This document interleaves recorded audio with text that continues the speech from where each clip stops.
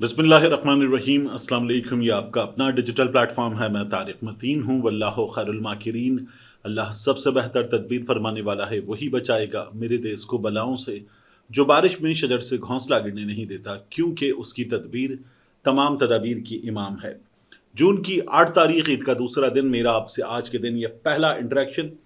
दो तीन बहुत अहम खबरें हैं। इमरान खान साहब की नमाज ईद के हवाले से एक चीज़ है जो मैंने मालूम की। कराची में एक न्यूज़ चैनल को चलाने वाली शख्सियात में से एक शख्सियत से बहुत अहम मामला है। इसकी बात करेंगे। इमरान खान साहब की नमाज ईद के हवाले से जो खबर आई, उस खबर में गड़बड़ क्या है ये मैं आपको बताऊंगा। इसके अलावा इस वीडियो में हम बात करेंगे कराची में जो हमने सूरत हाल देखी है। कराची की जो इंतज़ामिया है, लोकल बॉडी गवर्नमेंट, और जो कराची के मेयर हैं मुर्तज़ा वहाब साहब, उनकी और दीगर अवामी बल्दियाती नुमाइंदों की बात करेंगे जो कराची में सूरत हाल देखी है। एक बहुत खौफनाक सूरत हाल कराची में हमारे सामने ईद पर और आई है, उसके बारे में मैं आपको बताऊंगा। और फिर अली जई की बात। अली जई से मेरा एक मुनासिब सा ताल्लुक़ बन गया सोशल मीडिया पर। उनसे कई बार फ़ोन पर बात हुई है। भाई की वफ़ात के बाद भी उनसे रब्ता हुआ। अब उन्होंने जो पैगाम दिया है वो पैगाम बड़ा दिलखराश है।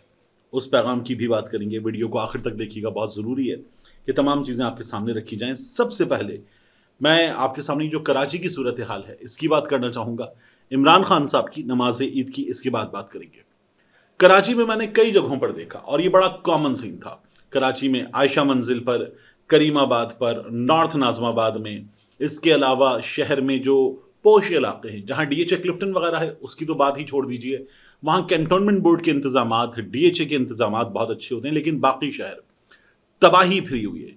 यानी मैंने कराची में नॉर्थ नाजमाबाद, नॉर्थ कराची, फिर उसके बाद federal B area, federal capital area, ये तमाम चीज़ें देखी।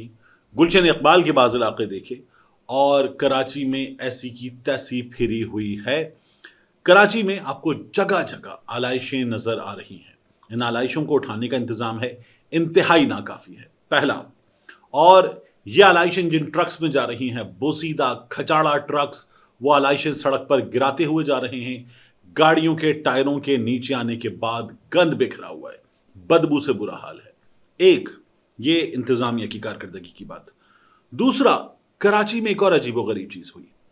मैं तस्वीरें दिखा रहा हूँ, मैंने खुद ली हैं तस्वीरें, कई जगहों पर देखा। यानी जो ज़ियाउद्दीन हॉस्पिटल की चौरंगी है करीमाबाद के नज़दीक, इस चौरंगी पर 7 जगहों पर, एक चौरंगी पर, एक राउंड अबाउट पर, लाहौर की ज़बान में कहें तो एक गोल चक्कर, एक गोल चक्कर पर 7 जगहों पर बंदे खड़े हुए और वेइंग स्केल लेकर खड़े हुए।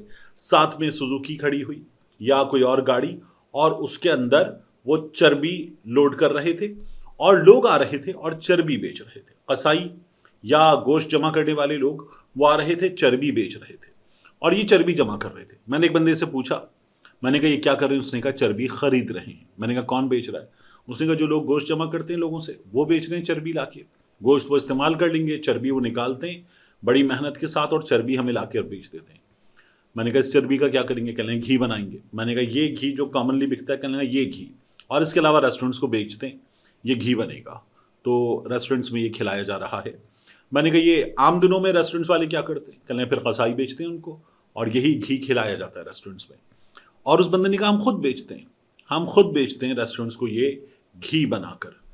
तो एक ये बड़ी खौफनाक सूरत हाल है। दूसरा, मैं आपसे अर्ज करूं, उससे मैंने पूछा, मैंने कहा ये जो गाड़ी में आलाइशों जैसी चीज़ें हैं ये क्या हैं? तो उसने कहा ये भी साथ में चल जाता है सब अंदर, जब हम इसका घी बनाते हैं तो चर्बी वर्बी सब अंदर चल जाता है। मैंने कहा कैसे खरीद रहे हो? उसने कहा जो अच्छी चर्बी है, उन्होंने बाकायदा दर्जाबंदी की हुई थी, अच्छी चर्बी हम खरीद रहे हैं 100 रुपये फी किलो के हिसाब से। गंदी चर्बी जिसमें ये अंतड़ियाँ वंतड़ियाँ भी मिक्सड हैं, ये हम खरीद रहे हैं 80 रुपये फी किलो के हिसाब से। कराची में धड़ाधड़ इसको बेचा जा रहा है और ख़रीदने वाले सड़क पर इत्मीनान के साथ इसे ख़रीद रहे हैं। फिर आगे वो घी बनाने वालों को इसको बेच देंगे, और ये पूरा एक नेटवर्क काम कर रहा है। इंतज़ामिया कहाँ है? लोगों को ये जहर खिलाया जा रहा है, उनकी सेहत से खेला जा रहा है। कराची में कोई पूछने वाला नहीं है, जिसका जो जी चाहे जहाँ चाहे करे। यानी इस शहर में गुटखा मावा पर पाबंदी है, मगर फिर भी इस शहर में वो तमाम चीज़ें जिन पर पाबंदी है वो इत्मीनान से की जाती हैं। तो ये कराची का हाल था, मुझे आपके सामने ज़रूर रखना था। بقرہ عید پر جو کراچی کی صورتحال ہے۔ اس کے بعد عمران خان صاحب کی نماز عید کی خبر، آپ دیکھیے یہ آپ کو خبر ملے گی ڈیجیٹل پلیٹ فارمز پر جو چینلز کے ہیں، یعنی ایکسپریس کا جو ڈیجیٹل پلیٹ فارم ہے، جیو کا، باقی چینلز کا، پھر چینلز پر بھی، مختلف چینلز پر بھی خبر چلی کہ عمران خان صاحب نماز عید ادا نہیں کر سکے۔ بعض جگہوں پر یہ خبر چلی نماز عید ادا نہیں کی، نماز عید ادا نہیں کی۔ تو پھر میں نے اس چیز کو جب دیکھا تو مجھے اس میں کچھ چیزیں کامن نظر آئیں۔ ایک، عمران خان صاحب کی چوتھی عید ہے جیل کے اندر، عمران خان صاحب نماز عید ادا نہیں کر سکے یا ادا نہیں کی۔ دو، تیسرا ایک نقطہ تھا جو ہر خبر میں، یہ چینلز پہ چلنے والی خبر ہو، ان کے ڈیجیٹل میڈیا یعنی یوٹیوب فیس بک پر چلنے والی خبر ہو، یا پھر یہ ان کی ویب سائٹ پر لکھی ہوئی خبر ہو، ہر خبر میں ایک جملہ کامن تھا، بانی پی ٹی آئی آرام فرما رہے تھے، نماز کے وقت بانی پی ٹی آئی آرام فرما رہے تھے۔ تو یہ طنز والے انداز میں لکھا گیا نا کہ وہ تو آرام فرما رہے تھے۔ خبر میں ایک چیز اور کامن تھی، وہ تھی کہ عمران خان صاحب کو ایک دن پہلے بتا دیا گیا تھا کہ سیکیورٹی وجوہات کی بنا پر آپ کو نماز عید ادا نہیں کرنے دی جا سکتی، اور یہ 4 بار ہوا ہے۔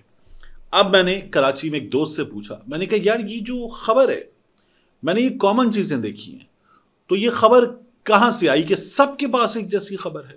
2 لفظ اوپر نیچے کیے اور یہ خبر تمام چینلز نے، یہ جو ہمارے ٹاؤٹ صحافی ہیں، یہ جو بعض تمغہ بردار صحافی ہیں، ان سے بھی آپ دیکھیں نا تو اکثر آپ کو سوشل میڈیا پر ایسی چیزیں نظر آتی ہیں ان کی طرف سے کہ جن میں بالکل ایک جیسی چیز ہوگی یا ایک آدھ لفظ کا فرق ہوگا، اور سب چھاپ دیں گے، چیپ دیں گے، جہاں سے جس کی طرف سے جو آیا ہے وہ done ڈنا done done ڈنا done done, Imran Khan is done done ڈنا done, یہ کر دیں گے یہ لوگ، یعنی شد ختم شد، اور اس کے بعد یہ جو ہے وہ کر کے بیٹھ جائیں گے، لکھ دیا، چین لکھ دیا۔ تو میں بڑا حیران تھا کہ یار یہ کیا ہے، یہ خبر کیسے آئی ہے اتنی کامن۔ تو کراچی میں ایک چینل میں، کراچی میں کچھ چینلز کے دفاتر ہیں جو یہیں سے خبریں وغیرہ سب کرتے ہیں، 4-5 چینلز تو ہیں کراچی میں۔ تو میں نے ایک چینل کے دفتر میں ایک صاحب سے کہا، میں نے کہا آپ کی خبر میں نے دیکھی باقیوں سے کم بری خبر تھی، یعنی یہ جو جملہ تھا نا کہ آرام فرما رہے تھے، یہ آپ کی خبر میں نہیں تھا۔ کہنے لگے ویسے جیسے خبر آئی تھی، جس طرح سے لکھی ہوئی آئی تھی، اس میں ہمارے پاس بھی یہ جملہ موجود تھا، آرام فرما رہے تھے، اور ہمارے پاس بھی خبر یہ آئی تھی کہ نماز عید ادا نہیں کی، یعنی عمران خان صاحب کو بتا دیا گیا کہ آپ کو نماز عید ادا کرنے نہیں دی جائے گی، اور عمران خان صاحب نے نماز عید ادا نہیں کی، یہ لکھا گیا بہت سی جگہوں پر، بہت سے لوگوں نے یہ لکھا کہ ادا نہیں کر سکے، اور پھر اس کے بعد کہیں یہ نہیں لکھا گیا کہ نماز عید ادا نہیں کرنے دی گئی، یہ بتایا گیا کہ ایک دن پہلے کہہ دیا گیا تھا سیکیورٹی وجوہات کی بنا پر آپ کو نماز عید ادا نہیں کرنے دی جائے گی، اور یہ جملہ ہر خبر میں لکھا ہوا آیا چینلز کے پاس کہ عمران بانی پی ٹی آئی آرام فرما رہے تھے، آرام فرما رہے تھے طنزی انداز میں۔ تو میں نے کہا یہ خبر آئی کہاں سے تھی؟ اس نے کہا آپ کو لگتا ہے میں یہ بتاؤں گا کہ یہ خبر کہاں سے آئی تھی بندے نے؟ میں نے کہا مطلب بتائیے، کچھ کوئی اشارہ دے دیجئے، کوئی کسوٹی کھیل لیتے ہیں، کوئی تھوڑا سا۔ اس نے کہا آپ کو یہ لگتا ہے کہ میں یہ کروں گا؟ تو میں نے کہا ٹھیک، نہ کیجیے، آپ کی مرضی ہے۔ تو یہ ہوا کہ بانی پی ٹی آئی آرام فرما رہے تھے۔ اب آپ ایک چیز دیکھیے، عمران خان صاحب کو عدالت بلائے گی نا تو سیکیورٹی کے ایشوز ہیں، نہیں بلایا جا سکتا عمران خان کو۔ عمران خان کو عدالت کہے گی انٹرنیٹ لنک پر لے آؤ تو وہ کہیں گے ٹیکنیکل ایشو ہے، انٹرنیٹ پر بھی ہم آپ کو اس کو ویڈیو لنک پر بھی پیش نہیں کر سکتے، اور سپریم کورٹ آف پاکستان جو ہے اس کو بھی منع کر دیا جائے گا۔ ایک بار ہوا کہ عمران خان صاحب سپریم کورٹ آف پاکستان میں بذریعہ ویڈیو لنک موجود تھے، وگرنہ عمران خان صاحب کے معاملے میں سیکیورٹی وجوہات، یہ کیسا سسٹم ہے جو سابق وزیر اعظم کو باہر نہیں لا سکتا سیکیورٹی کا بہانہ بنا کر، یہ سابق وزیر اعظم کو جیل کے اندر، باقی جو جیل ہے اس میں بھی نہیں لے کے جا سکتا عید کی نماز کے لیے، یہ کیسا سسٹم ہے؟ یعنی یہ کتنے ناکام ہیں کہ ایک سابق وزیر اعظم کو یہ جیل کے اندر بھی سیکیورٹی نہیں دے سکتے۔ میں اس بات پر زیادہ حیران ہوں۔ دوسرا، خبر کیسے چلی ہے اور اس میں کیا گڑبڑ ہے، صاف طور پر نظر آ رہا ہے کہ اس میں کام دکھایا گیا ہے، ڈنڈنا ڈنڈن کر دیا گیا ہے۔ یہ عمران خان صاحب کے معاملے میں ہوا ہے۔ اب بہت سیریس معاملہ ہے علی زئی کا۔ علی زئی کے بھائی کو ہمارے سامنے ہے کہ قتل کر دیا گیا تھا، بہت ہی بھیانک انداز میں قتل کیا گیا، سر میں گولی ماری گئی تھی، اور اس کے بعد علی زئی جو ہیں وہ مسلسل ایک انصاف کی لڑائی، امریکہ میں بیٹھے ہوئے ہیں، اور جس طرح سے وہ ایک اختلافی آواز ہیں تو وہ پاکستان بھی نہیں آ سکے تھے۔ علی زئی نے ٹویٹ کیا اور لکھا، انگلش میں ٹویٹ ہے ان کا، لمبا ٹویٹ ہے، اس کو پورا متن جو ہے وہ میں آپ کو بتا دیتا ہوں۔ میرا نام یاسر خان علی زئی ہے، میں ایک پاکستانی حقوق انسانی کا کارکن ہوں جو امریکہ میں مقیم ہوں۔ میں نے عالمی سطح پر اور خاص طور پر پاکستان میں قانون کی حکمرانی اور فاشزم کے خلاف آواز اٹھائی ہے۔ میرے سماجی رابطوں کے اکاؤنٹس اور یوٹیوب چینل کا نام علی زئی ولاگز ہے۔ پاکستان کے جبر اور آمرانہ نظام کے خلاف آواز اٹھانے کے دوران مجھے متعدد دھمکیاں موصول ہوئیں۔ میرے خلاف متعدد FIRs درج کیے گئے اور خفیہ اداروں نے میرے خاندان کو ہراساں کیا، دھمکیاں دے کر خاموش کروانے کی کوشش کی۔ اس سب کے باوجود میں یوٹیوب، فیس بک اور ایکس سابق ٹویٹر جیسے پلیٹ فارمز کے ذریعے اپنا کام جاری رکھے ہوئے ہوں اور خاموش ہونے سے میں نے انکار کر دیا ہے۔ علی زئی کہتے ہیں 2 مئی 2025 کی شب، ابھی 2 مئی رات 11:45 میرے چھوٹے بھائی اویس خان علی زئی کو سفاک قاتلوں نے بے دردی سے گولی مار کر قتل کر دیا، سر میں فائر کر کے۔ اس کے بعد خیبر پختونخوا پولیس اور صوبائی حکومت نے ہم سے رابطہ برقرار رکھا۔ میں نے براہ راست چیف منسٹر خیبر پختونخوا علی امین گنڈاپور سے ملاقات کی، بلکہ بات کی جنہوں نے یقین دہانی کروائی کہ قاتلوں کو جلد گرفتار کر کے انصاف کے کٹہرے میں لایا جائے گا۔ لیکن 40 دن گزر جانے کے باوجود اہم ملزم، جس کی شناخت ثبوتوں کے ذریعے پاکستان نیوی کے ایک اہلکار کے طور پر ہوئی ہے، کو گرفتار نہیں کیا گیا۔ PTI پشاور کے انفارمیشن سیکرٹری خالد خان سپاری، چیف منسٹر کے فوکل پرسن یار محمد خان نیازی اور فیصل امین گنڈاپور CM کے بھائی کے مطابق نیوی اس ملزم کو پولیس کے حوالے کرنے سے انکاری ہے۔ یہ کہ ملزم پولیس، چیف منسٹر اور حکومتی کوششوں کے باوجود آج بھی بحیثیت متحرک افسر وردی میں خدمات انجام دے رہا ہے، اس بات کا ثبوت ہے کہ اسے طاقتور قوتوں کی پشت پناہی حاصل ہے۔ میں نہیں جانتا کہ میرے بھائی کا قتل کیوں ہوا یا اصل طور پر کون اس کے پیچھے ہے، لیکن حکومتی غیر فعال خاموشی اور رکاوٹ نے سب کچھ واضح کر دیا ہے۔ میں واضح کر دوں کہ میرے بھائی کے قتل میں ملوث ہر شخص اور جو بھی قاتل کو چھپا رہا ہے یا محفوظ رکھ رہا ہے وہ میرا دشمن ہے۔ میں ان کا تعاقب اپنی آخری سانس تک جاری رکھوں گا۔ میں آپ سے ایک عاجزانہ درخواست کر رہا ہوں، میری اس جدوجہد میں میرا ساتھ دیں۔ لنک پر کلک کریں اور انصاف کے حصول میں اپنی حمایت کا حق ادا کریں۔ GoFundMe کا اکاؤنٹ ہمارے سامنے آیا ہے۔ اب یہ جو علی زئی نے فیصل امین کی بات کی تھی، فیصل امین نے اس حوالے سے کیا بتایا؟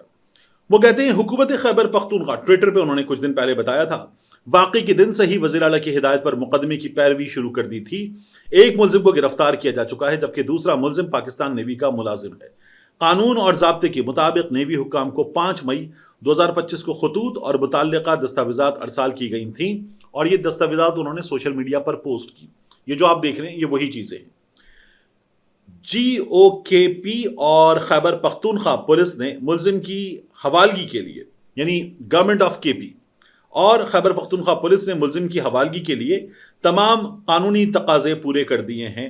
اس میں کسی قسم کی تاخیر حکومت خیبر پختونخوا کی جانب سے نہیں۔ جیسا کہ ہم سب جانتے ہیں نیوی حکومت خیبر پختونخوا کا ماتحت ادارہ نہیں، لہٰذا تاخیر ان کی طرف سے ہو رہی ہے۔ حکومت بتا رہی ہے کہ نیوی تاخیر کر رہی ہے۔ علی زئی آواز اٹھا رہے ہیں کہ میرے بھائی کے قاتلوں کو گرفتار کیا جائے۔ آج عید کا دوسرا دن ہے۔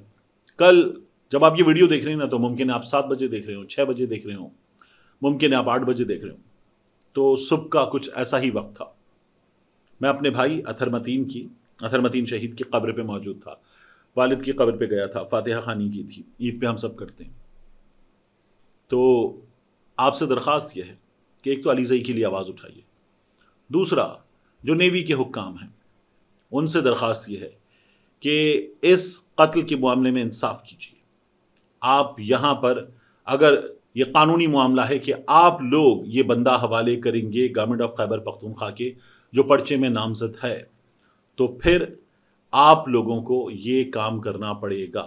آپ پاکستان کی افواج میں شامل 3 اداروں میں سے ایک ادارہ ہیں، آپ کو یہ کام کرنا پڑے گا۔ یہ آپ کے وقار کا معاملہ ہے، آپ کی ساکھ کا معاملہ ہے، اور آپ کے وقار، آپ کی ساکھ کو چھوڑیں، اس سے بڑھ کر یہ انصاف کا معاملہ ہے۔ آپ کو یہ انصاف کرنا پڑے گا، یہ ایک انسانی جان کا معاملہ ہے۔ چھوٹا بھائی کیا ہوتا ہے اور چلا جائے، ناحق مار دیا جائے، میں جانتا ہوں، علی زئی جانتا ہے۔ میں علی زئی کے دکھ کو پہلی بار، ہوتا ہے نا کہ ہم آپ کے دکھ میں برابر کے شریک ہیں، یا کوئی کہتا ہے محاورتاً میں دکھ جانتا ہوں آپ کا، تو علی زئی کا دکھ، یہ دکھ تو میں بھی جانتا ہوں، یہ بہت بھیانک دکھ ہے، بہت خوفناک دکھ ہے یہ. تو علی زئی کو انصاف دلوایا جائے. میں آواز اٹھاتا ہوں، آپ آواز اٹھائیے، اس آواز میں آواز ملائیے، سوشل میڈیا پر اپنا فرض ادا کیجیے. جو نیوی کے حکام ہیں ان سے ہم درخواست کرتے ہیں کہ اپنا یہ فرض ادا کیجیے. اور یہ ظاہر ہے کہ ہم یہاں بیٹھ کر بحیثیت شہری یہ مطالبہ کرتے ہیں، یہ درخواست کرتے ہیں، ہم یہ آواز اٹھائیں گے اور آپ کی جہاں غلطی ہے اس کی نشاندہی کریں گے. ہم فیلڈ مارشل عاصم منیر صاحب سے بھی کہیں گے کہ اس سلسلے میں اپنا کردار ادا کیجیے. یہ آپ کی ذمہ داری ہے کہ آپ یہ کام کروا سکتے ہیں. ویسے بھی اس ملک میں ریت ہے، جب کچھ ہو جائے تو لوگ آرمی چیف کی طرف دیکھتے ہیں، چیف جسٹس کی طرف دیکھتے ہیں، حکومتوں کی طرف کم دیکھا جاتا ہے. تو آپ سے درخواست ہے کہ آپ یہ کام کیجیے، یہ بہت لازمی کام ہے، یہ کام آپ کو کرنا ہے. دوسرا، پہلے بھی آپ نے کام کا وعدہ کیا تھا، وہ بھی نہیں ہوا. وہ تھا ارشد شریف شہید کی والدہ AFIC armed forces institute of cardiology, armed forces institute of cardiology. وہاں پر یہ الفاظ بولتے ہوئے مجھے تکلیف ہو رہی ہے نا، میں اس لیے یہ بہت اٹک کے بول رہا ہوں. وہاں پر آپ موجود تھے اور آپ نے ارشد شریف شہید کی والدہ سے، جو ہمارے بڑے بھائی کی طرح ہیں، باس تھے، دوست تھے، ان کی والدہ سے کہا تھا کہ انصاف ہوگا، میں آپ کو وعدہ کرتا ہوں کہ میں آپ کو انصاف دلواؤں گا. تو وہ وعدہ بھی اب تک پورا نہیں ہوا ہے، اس کو پورا کیجئے. ہم نے اپنے اداروں کے ذمہ داران کو دیکھا ہے کہ کئی جگہوں پر انہوں نے عوامی مطالبے کو ایسے ہی یوں ہی چھوڑ دیا کہ ٹھیک ہے، کہہ رہے ہیں تو کہہ رہے ہیں. یعنی وہ جو 26 نومبر کو کنٹینر میں نماز پڑھ رہا تھا، اس کا قصور کیا تھا؟ وہ نماز پڑھ رہا تھا. چلیں آپ کہتے ہیں حکومتی وزراء وغیرہ کہ وہ ٹک ٹاک بنا رہا تھا، تو بھی کیا اس کو اس 3 کنٹینر کی ہائٹ سے دھکا دیا جا سکتا تھا؟ تب بھی DGSPR سے یہ مطالبہ کیا گیا تھا کہ یہ جو لوگ ہیں 4 اوپر موجود، ان کی نشاندہی بڑی آسان ہے. انہوں نے تو سب کی نگاہوں کے سامنے تماشا بنا دیا پاکستان کا. یہ کیسے کیا جا سکتا ہے؟ لیکن کچھ نہیں ہوا اس معاملے میں بھی. ملتے ہیں انشاءاللہ آپ سے اگلی ویڈیو.